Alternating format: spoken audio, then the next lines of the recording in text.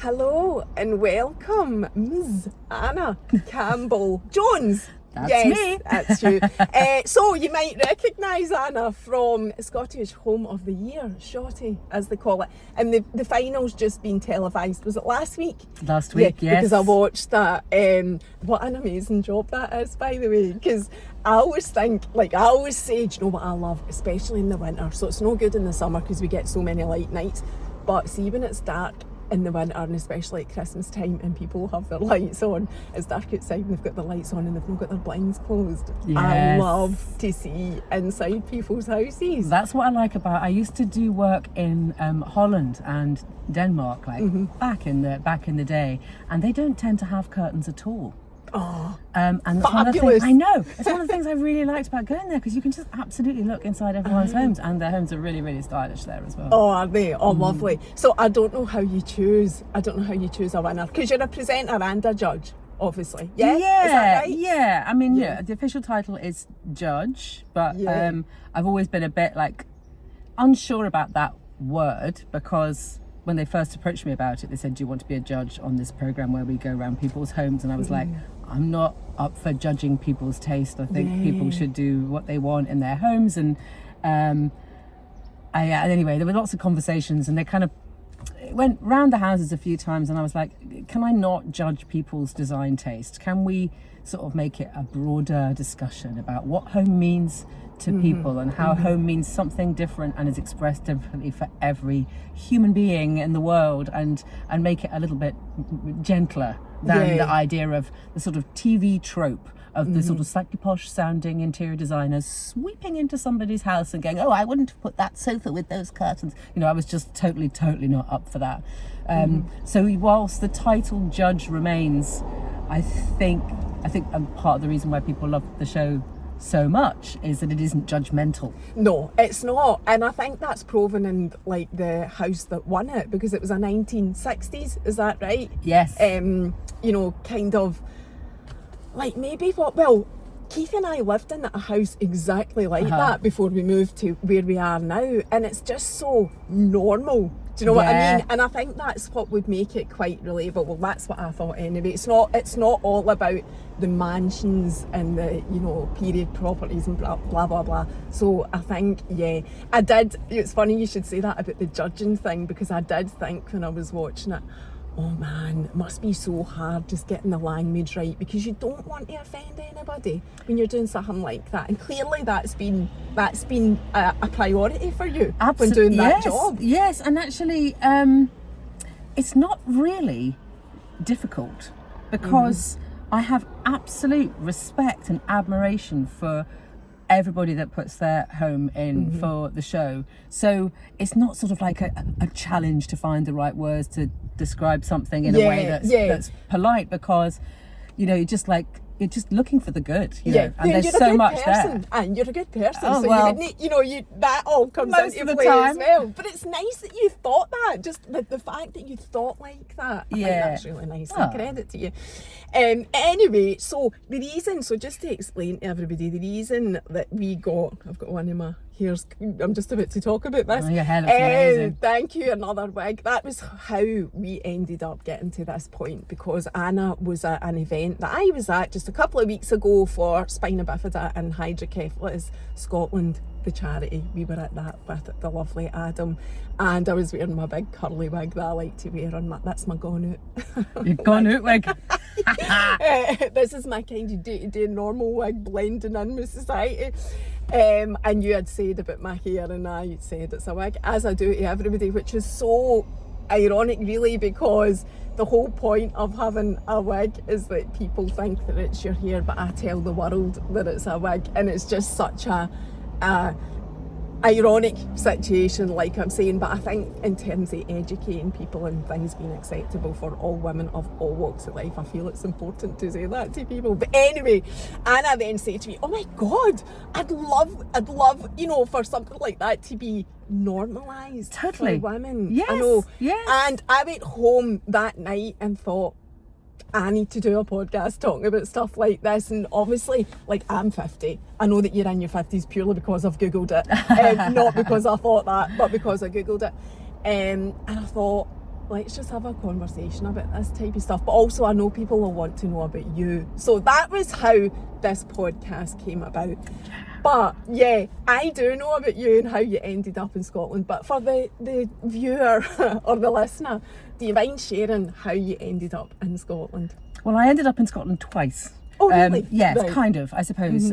So when I was 18 and I was doing a foundation course in London, I had worked out that I wanted to study interior design, and at that point there were only 3 places in the UK that taught it as a degree, not attached on to something else like product design, furniture design, or whatever.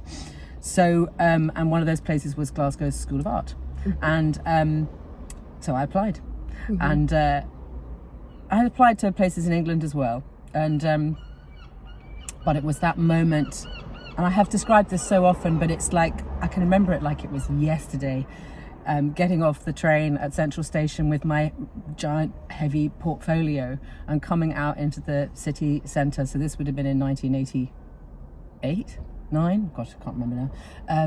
And the sun was shining and Glasgow looked so beautiful and beguiling, and people were all kind of going, oh, hey, how you doing? All that. So, oh my God, it's just like so different to London, and it was so spectacular. And I walked up through the town, and then there was the Macintosh building on the hill, like this beautiful castle, and it's like, oh my goodness, I absolutely have to study here. And I joke about, like, I was so determined that my lecturer told me afterwards that the reason that he'd given me the place was because I was so obnoxious in my interview. He thought I would be a good catalyst for the rest of the year group, because I was applying direct into second year, and he felt that they needed a bit of a, I don't know, somebody to annoy them into action. So that was how I got into Glasgow School of Art, and I had a brilliant time there, and my lecturer was amazing, and I met the man who I would eventually marry and have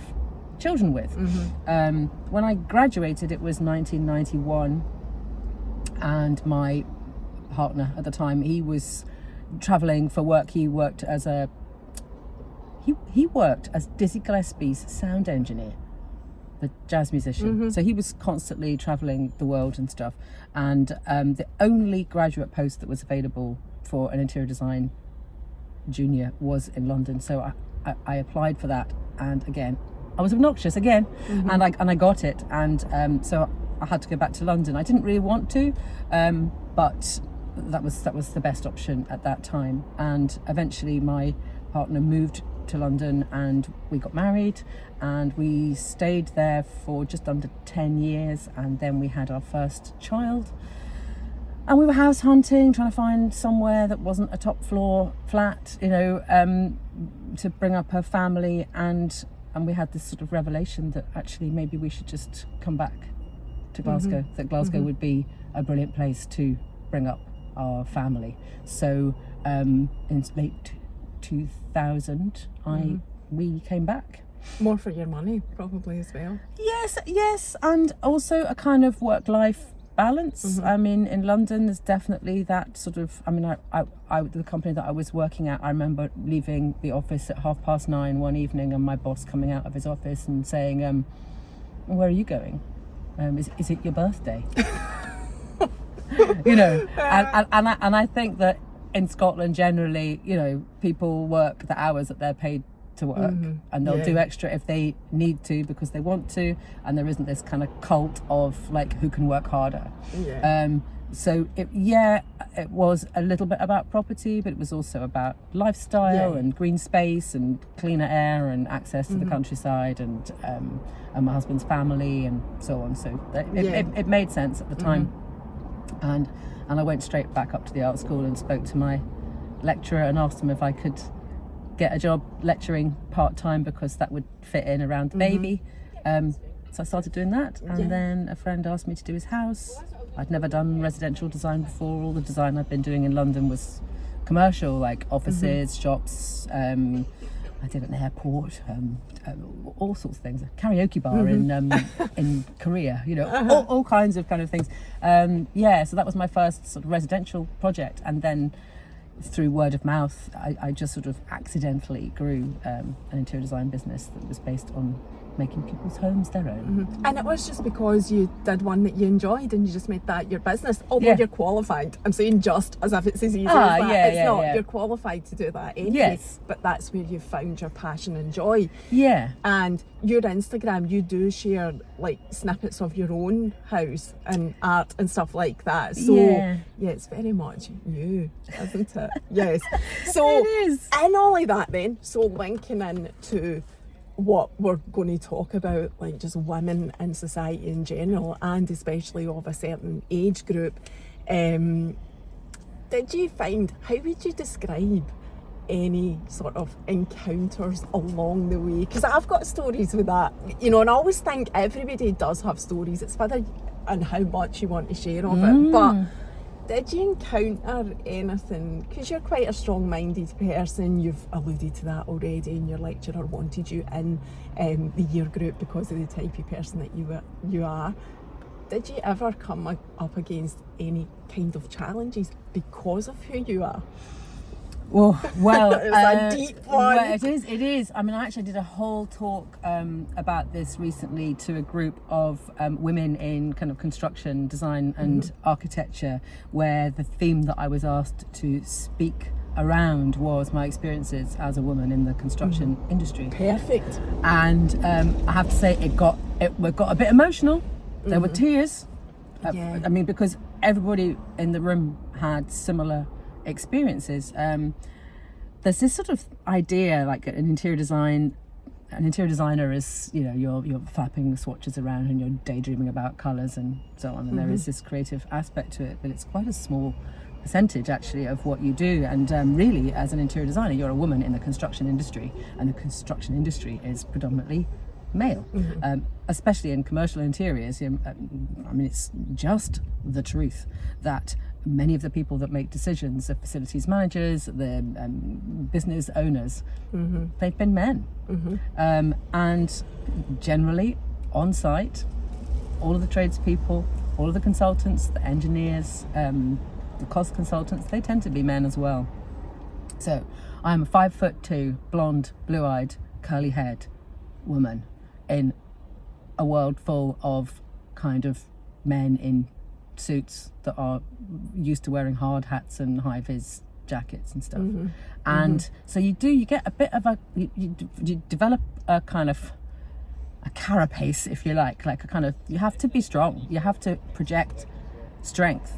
And because there have been times in my career where certain men, certain organizations are like, they need a scapegoat. They see the female as potentially the likeliest candidate for something like that. But you have to really kind of stand your ground. And one of the things that actually touched people the most when I did that talk was I talked about my experience of working for a female boss who I had deliberately moved to a company that was run by a woman because I thought that would be better. That's, you know, the women together and all of that kind of stuff. I can almost predict what you're going to say. So we got into this big thing about women that prop up the patriarchy, that women that play that game. And she was absolutely ruthless and probably the worst person that I've ever worked for. And actually, when I posted about doing that talk, somebody, I mean, this is years ago. I mean, we're talking about more than like 25 years ago. Anna, I know what you're going to say. Yeah, but somebody that had worked at the same company after I'd been there got in touch with me on LinkedIn and were like, I'm so grateful to hear your story. You know, I had a similar experience. I lasted less than a year there. I found it so difficult. And I think, you know, it's very easy to talk about female empowerment and to sort of demonize all men, and it's really not that. It's a system that lots of people play into. It's a culture of all genders. Yep. And you know, I mean, there's so much we can talk about. We've only got an hour. No, we will squeeze in as much as we can. Totally relatable. So my background's banking, exactly the same as what you've said. When I was there, it was, and it still is. I mean, statistics speak for themselves for UK-wide anyway. It still is predominantly male dominated, and I can relate to lots of that stuff that you're saying. As a female empowered person as we see ourselves, right? Do you know what I struggle with? It's getting, in doing social media, getting the positioning right, where you're having conversations like this, or you're doing talks like you're saying, where you're not coming across as, you know, this, as you've just said as well, all men are, you know, to be the enemy, because that absolutely is not the case. But getting the right balance between female empowerment and not sending out that type of message, and not just sounding like, because we do get stereotyped as well, not just sounding like one of those women that are men bashing and whatever all the time, because I'm always hugely aware of the mental health men's issue that we have as well. So I find it so difficult getting the balance, but it's something that I feel really passionate about talking about, and I've not really had a podcast where we've talked about that, right? But almost like in depth anyway. But almost this situation with me and my hair, and it's funny as well, because I mean, I know I'm kind of darting all over the place here, but I did see a mature influencer showcasing a dress this week, and it was kind of had a wee bit of cut out style at the back, and she was asking her followers, and she's in her 40s, I don't know exactly what age, certainly younger than me. This dress was something that I would typically wear. It was a kind of skater dress style, which I quite like, because it doesn't like snug, unlike this dress, snug my middle, which that's where my insecure area is. So that was the type of dress that I would wear, and I saw it and it was lemon, it was beautiful. I was like, that is a stunning occasion wear dress, you know, that I would love. And she had just asked her audience followers, do you think that this is a bit too revealing? That's what she said, revealing, right?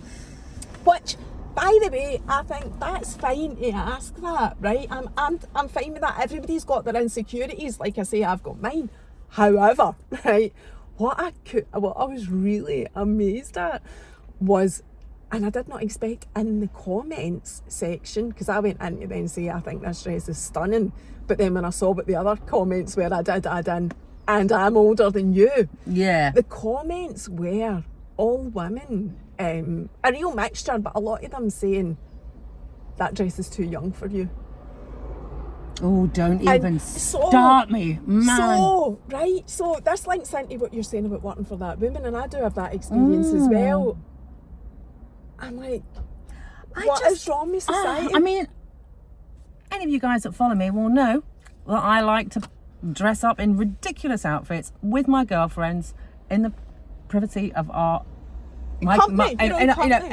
just like, you know, not necessarily go out in the street just because I can't be bothered with the aggro, but like, I have absolutely no issue with people showing their bodies in whatever way they're comfortable with, whatever age or size they are, because that's just about, I mean, it comes right the way back round to, you know, I suppose the thing that I'm championing on the show is and on my socials is all about self-expression. And you know what? If you're 60 and you've got a cracking bod, why not? I know. Why not? Like, who makes these rules where at a certain age you've suddenly got to become invisible? I certainly have found my personal experience is kind of the opposite. I was sort of quite, my friends have said that whilst I was in my marriage and my relationship with my ex-husband was 23 years, that although I was sort of projected as strong at work and all of that kind of stuff, that I was quite mousy, that I was a little bit second fiddle, like, and it was to do with the dynamic of our relationship, which I won't go into. But that actually, and getting divorced was horrendous, absolutely horrendous. But I did kind of find myself as a separate individual. Suddenly I was like, well, who am I? Why can't I bleach my hair? Why can't I cut it short? Why can't I wear like slightly more bonkers clothes? Why am I trying to conform? Why am I trying to dress the way I think like a designer should dress? You know? And just started just being more experimental and just not really minding so much what people thought. And so I kind of feel like the older I get, like the more daring I want to be, and the less ashamed I am of the way I look, because I look the way I look. I'm a 55-year-old woman, you know. I'm not pretending that I'm not. Yeah, and I can still look banging, you know. Exactly, and you do. You look amazing. I love all your tattoos as well. I do have tattoos. That's the thing. The older you get, definitely, the older you get, the less you care about what other people think. Definitely, and I'm just, I suppose, a wee bit. Like, I just think to myself, it's a shame I didn't care less when I was much younger. That's that whole message to my younger self thing, isn't it? But I wish I it doesn't work. You actually have to live. I know to realise. Oh, actually, the thing that I realised was that most people really, they're just thinking about themselves, and that's not a criticism. Yeah, that's an observation. Yeah, that most people are much more worried about themselves and how they're projecting. Yeah, than about you. Yeah, and how you're projecting. Yes. So actually, having that kind of revelation made me realise, well, I can do what I like, and I'm actually amazed. I'm amazed that, given the profile that I've got and the fact that I look fairly unconventional for somebody my age, how little aggro I get. Yeah, well, funny, I mean, it's extraordinary. I was totally expecting. No, I wasn't expecting you to say that, but when I read those comments, I was thinking to myself, people, if they're saying this to this young woman, to me, you know, she's younger than me, they must think that about me, but I don't get that. No, I don't get comments saying, usually people I think that follow you are people that look up to you, I think, mostly. I mean, there's always going to be people that don't like you, right? That's I fine. get that. And then they just don't follow. That's totally fine. Yeah. But also, I think maybe it's the key is in the question that influencer was asking. Yeah. See, I don't ask anybody for their opinion. Yeah. On what I'm wearing, certainly not. No, because I feel that's it. Unless you're prepared to take, you know, opinions that you don't really want to hear because it doesn't matter to you. I wouldn't ask that. And it's not. I mean, it's not that I'm not interested in people's opinion. I'm not seeking validation from people's comments. Yeah. You know. Yeah. No, I totally agree with that. But I'm gonna have some of my peppermint tea. Get your tea. But what I have also, and I want to talk about like how what you said about how we're, what was the word you used with the lady that you worked for, actually, like allowing the patriarchy to be playing into the game. Yeah. I feel I've done that. I feel along my life I've been so, like, not even consciously. I think there's a massive subconscious culture within, you know, the female society where it's just what we've been born into. That is the culture, and so you kind of kowtow a wee bit, and you do things because it's the right thing to do, and because that's what would be acceptable, and blah blah blah blah blah. But when I look back, I think, we all do it. We all do it, and we do it unconsciously because it's just absolutely part of society. And I think actually, when it comes back to the conversations that we're having now, that we're going to have, and that we have been having today about our appearance, and actually feeling the need to look attractive to the greatest number of men is part of playing that game, because know you just know from experience that if men think that you look all right, they're going to be nicer to you. You're going to get an easier time. And again, and that you know, and men don't have that experience.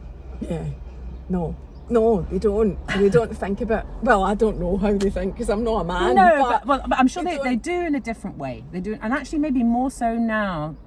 I'm still really. I suppose when I'm talking about my kind of work experiences with men, I'm maybe going back like a decade or two, and I think that there's a lot of pressure on men, especially younger men, to look beautiful, to have great body, to have have all the manscaping and the everything all tickety boo, which maybe they didn't have when we were younger and we were potentially unconsciously using our appearance to our advantage when we don't have an advantage because we're a woman. Does that make sense? Yes, no, totally. Because I remember I would never have gone into work looking substandard in my mind. Yeah. You know, back in the day, because I subconsciously, it's only now reflecting that I realise it, subconsciously would think, no, I have got to look a certain way because that's also part of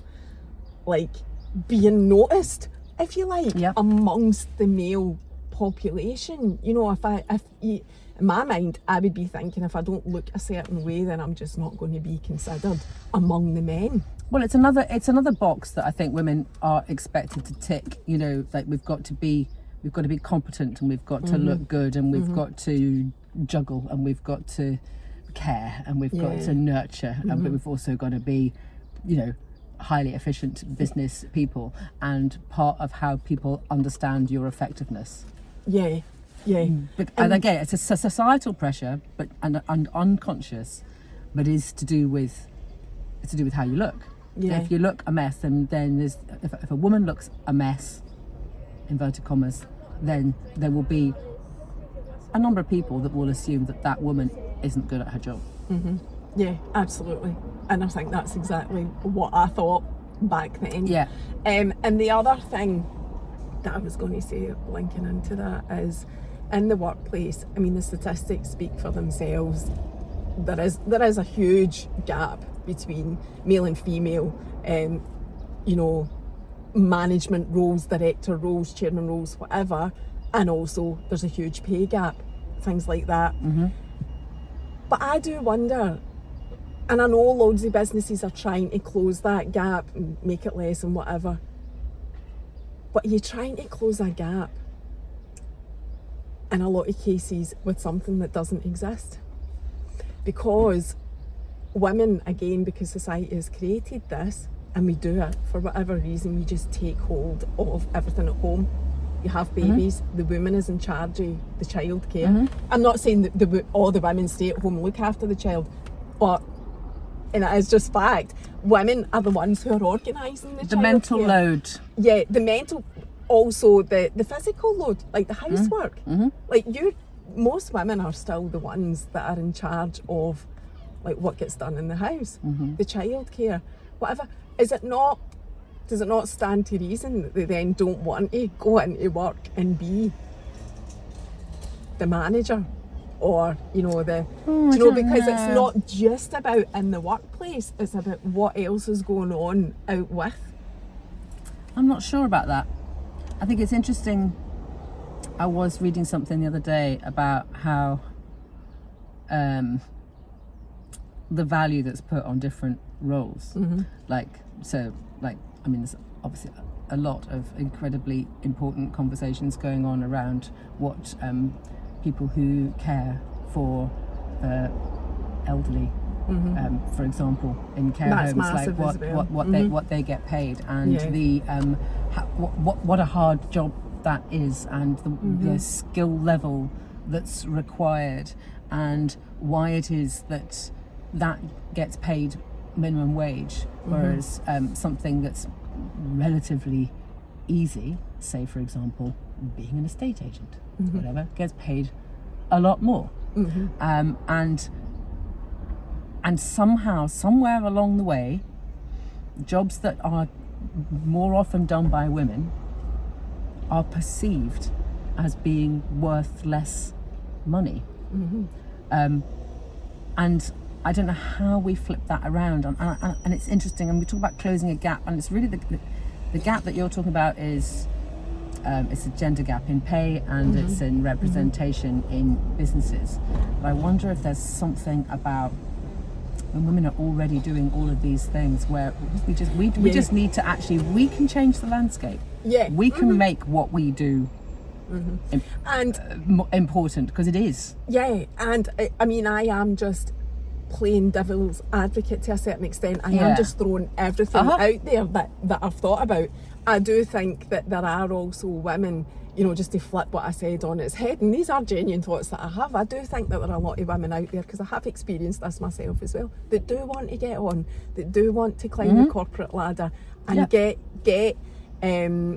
left behind, or time and time again, men are chosen for the roles that they've applied for. And really, as far as I can see, there is absolutely no reason for that other than he's a guy. You know what I mean? And I have experienced that, where people have got a job that I thought, you know, I mean, obviously I'm biased, where I think I should have got that job and no them. You know, but that does exist as well, definitely. Yes. I've luckily not had. You've not had that experience, no. but I know loads. I mean, like so many of my female friends have. I mean, you know, I've got friends of mine that are like proper like city lawyers who until very recently were required to wear a skirt to work. Do you know, that's actually And that's all the heels. time. Yeah, when I first started working in banking in 1994, which is quite recent really, Yeah. we weren't allowed to wear trousers in the office. It's absolutely nuts, isn't it? I mean, it's 100 years since women started wearing trousers and were causing a right old hoo-ha. You know, everyone was in hysterics about Marlene Dietrich wearing men's clothes, like so transgressive and stuff like that. And literally 100 years later, there are still places where it's frowned on. Oh, it's crazy. Is there still places now like that? I don't know.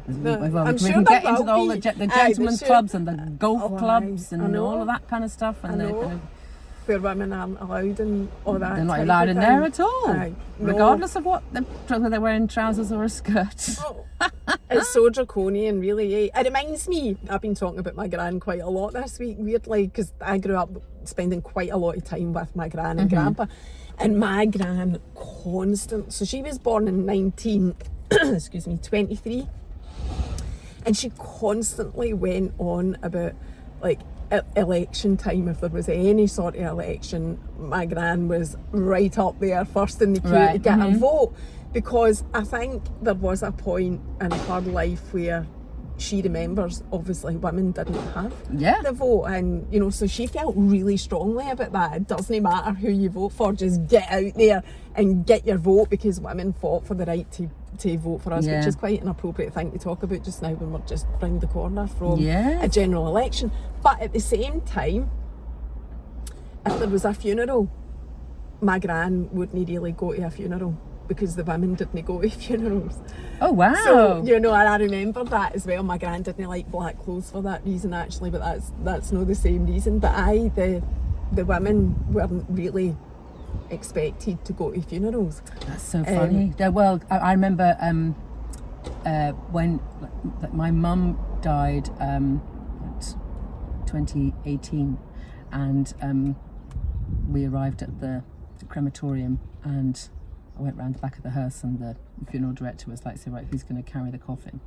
And I was wearing heels, but I was like, I want to do it. I want to be one of the pallbearers. Yeah. And the guy, his eyebrows kind of went woo, like that, like, because his idea that men are meant to carry the coffin, and I was just like, I just know that my mum would have wanted me to carry her. And she's your mum. Yeah. I've seen more women step up to that of late than. I mean, it was quite difficult because I'm so short, and even though I was wearing heels, I was sort of like having to kind of like hover it above my shoulder to keep it level. But yeah, it was and my handbag on one side. Like, did you? Yeah. But I was like, yes, because my mum was a kind of 60s chick, and she was very, very, she was, growing up, she was always very much like, you know, different. And very into female empowerment, even though she didn't really have the direct experience herself. She wanted to make sure that I could have freedom. Have you got a daughter? No, I've got two sons, one of whom the other day started a sentence with, as a feminist. And I was like, I'm so proud. I love that. that's my boy. He was brought up well. Yeah. So you get 2 boys? I got Did two, you say yeah, that? well, men, I mean, yes. Yeah. Yeah, And they're 25 and 23. Oh, Yeah. Are they in Glasgow as well? One is in Glasgow, Frank. He recently got married. Oh, lovely. So he and his wife live in Glasgow. And my other son, Stan, is at Edinburgh College of Art. Oh, yes. So they're both in Scotland. Anyway, For now, that's yes. just by the by. Just thought I would Yeah, ask you I that. know. People do like to know stuff like that. So moving on to like just talking about the wig situation. Oh, yeah. And my circumstances, which have been like just in March, I was diagnosed with alopecia, and it happened all very quickly. I haven't lost all my hair. I've got quite a few large bald patches, and it is starting to like, I do think it's all going to go, if I'm honest, because it is just constantly new patches appearing and constantly falling out. And I opted for the wig solution. And the reason I did that was I actually have a friend who I didn't know had full alopecia and, you know, wore a wig. And one day she just told me that she was wearing a wig and she had full alopecia. So then, like, I do think all of this happened for a reason, though I've been friends with her for maybe 3 years or something like that. And then when it happened to me, I very quickly knew that that's what I was going to do because of that experience with her. I knew there was wigs out there that didn't look like wigs, even though I tell everybody that I'm wearing one. But I suppose what it's about is when you're out and about, you don't really want people that don't know your situation staring and wondering what's going on there. I think that's what's going through my mind, even although as you know, as soon as anybody says to me, I love your hair, I'm like, it's a wig, by the way. No, and I think, why am I doing that? No. But I've convinced That's myself a bit like, that I'm doing it. I know. It's like, why even wear it? I know. It's like when someone says, "Oh, I like your dress," and you go, "Oh, it's got pockets," or I got it in the sale, isn't it? And I kind of think wigs could get into that. Like, why can't they just be in the same category as somebody saying, "I really like your dress or your shoes or whatever," and I mean, obviously the whole experience of discovering that you've got alopecia in terms of your female identity and stuff like that, that's going to be a tough thing to go through. And I've had issues with my hair, you know, like postpartum and all of that kind of stuff. Nothing on the scale of what, you know, that you're talking about. So, but I think there is definitely a feeling that women's identity is wound up with their hair, and it's a process to go through to accept that change. But I think the conversation that we had, because I went straight to like after all of that, straight to like, it's quite exciting to have the opportunity to be like, oh, like what kind of hair am I going to wear today? Like, I mean, I think I think if I was in your situation, I would be like, I feel like at some point I would get to a point where it would become another way of like accessorizing the way that I look. Like when I found out I needed glasses, I was 42, and you know, people are like, oh, you're going to get like laser eye surgery, or I'm going to wear contacts and so on. And I was like, oh, I don't really. I mean, it's nothing. I suppose it's a more acceptable thing. Like people used to take the mickey out of kids at school that wore glasses, and when you wear glasses as well. You know what I'm talking about. And I was like, oh, so I can't see so well anymore. Like, well, I'm just going to turn it into a thing, right? So I've got like, I don't know, like 15 pairs of glasses, and every time I get up in the morning, I'm like, which glasses am I going to wear? And I'm like, I quite like the idea of having a row of wigs as well. Like, that's kind of. Oh, you've hit the nail on the head, turn it into a thing. And what I found, so obviously it is a massive process. It's a grieving process when it happened. I mean, I was devastated, and I do still even now have those waves of sadness. I'm not going to deny that, because, you know, I was always obsessed with my hair. And I've never actually said this publicly, but in a way, I do think I actually manifested this. Right, and I know it sounds crazy, right? But the reason is that I was always completely obsessed with my hair, and I used to like have those thoughts of, oh my God, the worst thing that could possibly ever happen to me is for my hair to fall out. Like, and here I am, my hair fell out. the dermatologist does think or say that it's related to stress, but no one really knows. No one really knows. I've not gone private to get tests or anything like that, and that's deliberate because I don't want to go down that road of obsessing again over something that doesn't change. Because even if you do find out exactly what's causing it and you try to fix it, alopecia is, once you've got it, that's you got it. There's no cure. There's no cure at all. So you could spend time focusing on trying to make your hair grow back. Obsessive energy. Yeah. Yeah. And that, for me, in my experience, that is not a good spend of your energy. I like to try and keep my energy quite good and, quite, I'm very spiritual and, it's just not a good spend for me of energy and time. Lots of people do spend energy and time on trying to make their hair grow back, and that's fine, totally fine. Just me personally, I'm not in the mental space of being able to live a life and manage that at the same time. So once I did know quite quickly that I wanted to get a wig, and once I had accepted that it is much easier as time goes on, and I do feel like I have accepted it now. I'm still gutted that I've lost my hair. Everybody wants their own hair. Yeah. But that was why, like you saying, the thought of getting up in the morning and choosing your hair. I only have 3 wigs at the moment, but I'm totally... It's the beginning. I know. I'm totally up for different, trying lots of different things. But that curly wig, I mean, that causes the most conversation, shall we say, on my social media. It's wild. Right? I know, it is wild. But, and that was why I was like, you're the perfect person to have this conversation with. Not because you wear wigs, but just because you immediately said to me, you immediately said to me, oh my God, that's amazing. I wish that was normalised for women. I just thought, let's have this conversation.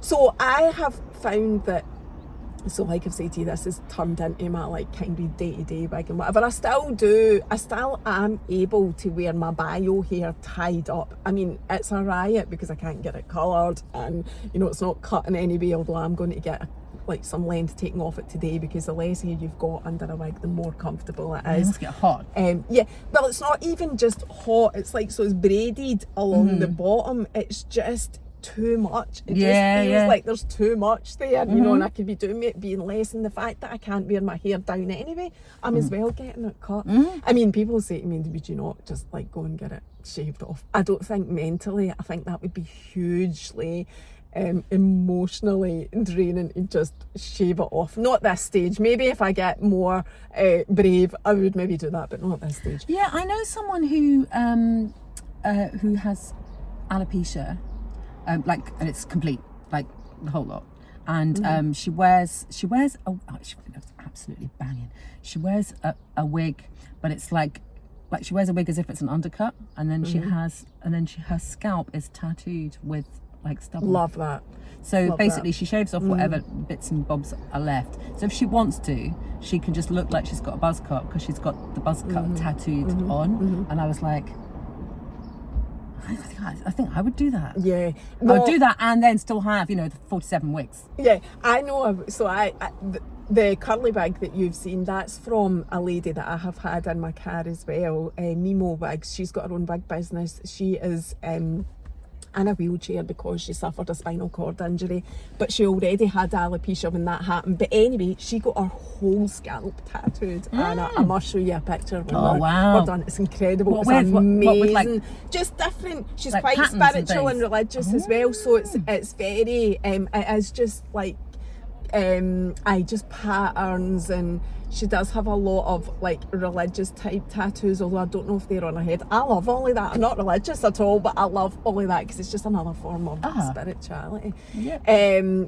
And so she was the one that gifted me kindly that curly wig, but I would love to be able to get tattoos on my scalp. But what puts me off, because I'm past having pain now, I'm at that age now where I think, or stage of life where I think to myself, I don't want any more pain, and that's the only reason that I haven't, well, it's only been 3 months anyway, I haven't done anything like that, but I think it's just I suppose it's to do with the idea that if generally people can become more accepting of the fact that women lose their hair for lots of different reasons. They get sort of like equivalent of male pattern baldness or whatever.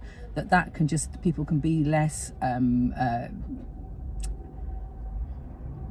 neurotic about it, or I don't know. I mean, neurotic's not the right word. I don't mean the people. But it's just this idea, this sort of like men go bald. Like lots of men go bald, and I know that for them, that for many of them, that process is really, really hard. Yeah. But it is sort of socially accepted. And it's more accepted. And I think the idea that, you know, for women having trouble with the density of their hair is less socially acceptable.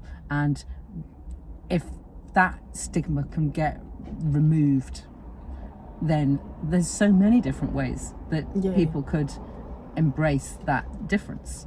Yeah, absolutely. Whether it's covering your head in tattoos of flowers, or wearing wigs, or whatever it is. You know. And I would like to have all my hair. Yeah, I've got hats as well. Yeah. I would like to, if my hair does fall out, which I do think it is going to. But I do want to also, if one day I feel like I want to go out with nothing on my head, I do actually want to get to that point. If that, you know, if that's my choice that day. Yeah.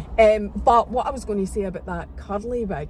And I do think, although I'll have this mental battle with myself, why are you wearing a wig when you're telling people you're wearing them anyway? But then I think that if I didn't tell them, I wouldn't be educating people on how okay it is to wear a wig. This is like everything that goes through my mind. Yeah. Because I'm very passionate about whatever it is that's your thing, that you just accept it. You know, you don't just accept it. I have been through a journey as well. But it's much easier to accept something as, you know, what it is for you, than spend your life obsessing.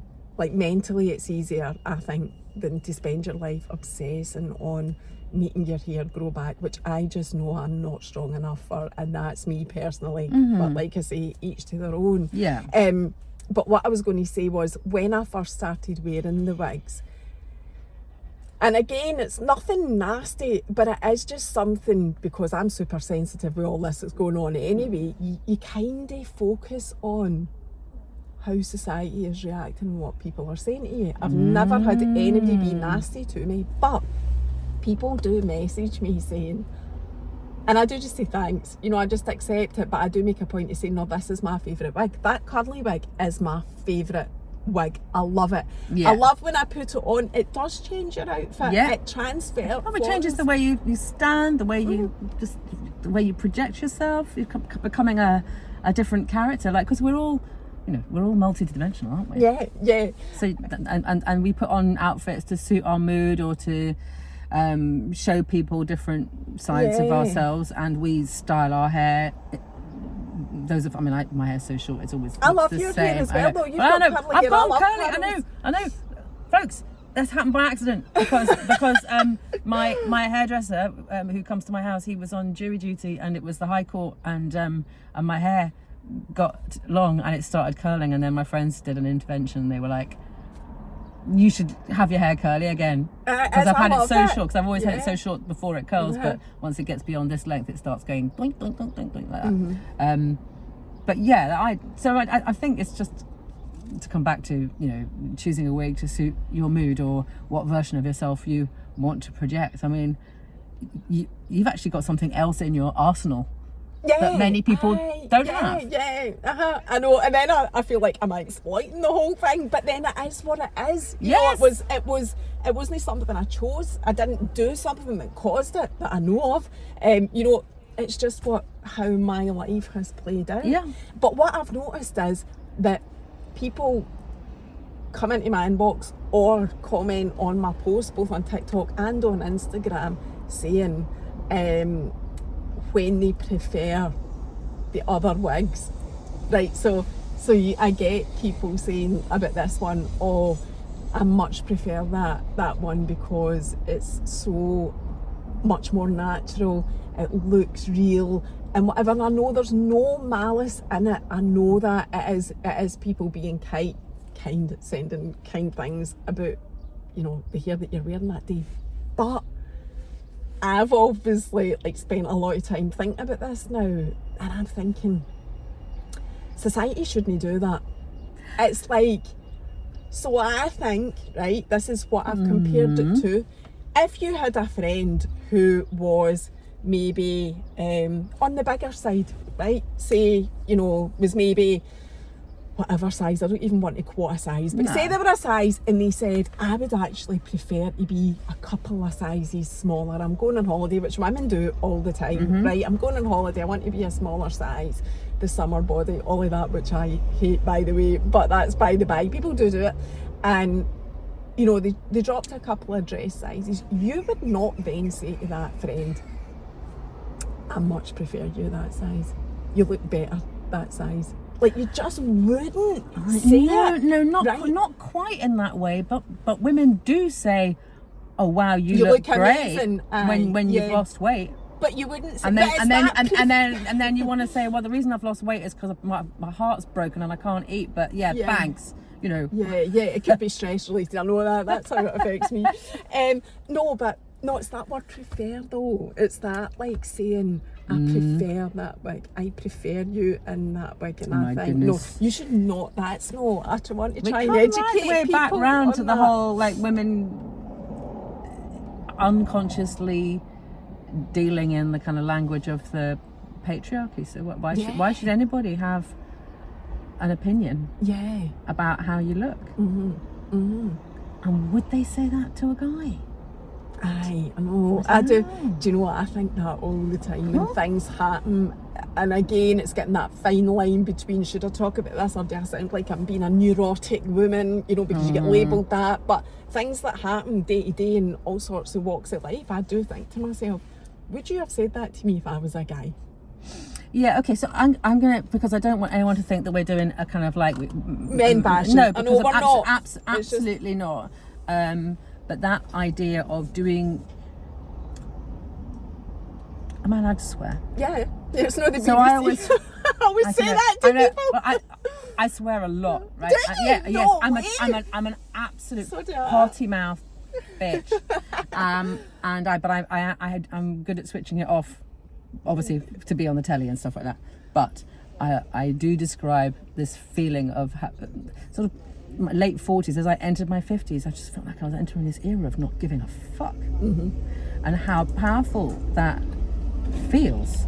And whilst you can care passionately about the issues that are important to you, or the people that you love and the communities that you want to serve and support, or whatever, you can do all of that whilst not giving a fuck. And I think like a really good male example would be Harry Styles.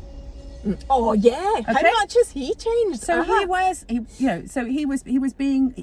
was put in a boy band, and he was told how to look, and he was conforming, and he was getting all and they all got all sorts of shit, didn't they, when they were when they were in the band and all of that kind of stuff. And then when he broke free, and somehow he managed to just say, do you know what, I'm just going to be myself, and I'm going to do whatever the fuck I want, and I'm going to wear women's clothes, and I'm going to look however the hell I want to. And how much do people love him precisely because he just expresses himself.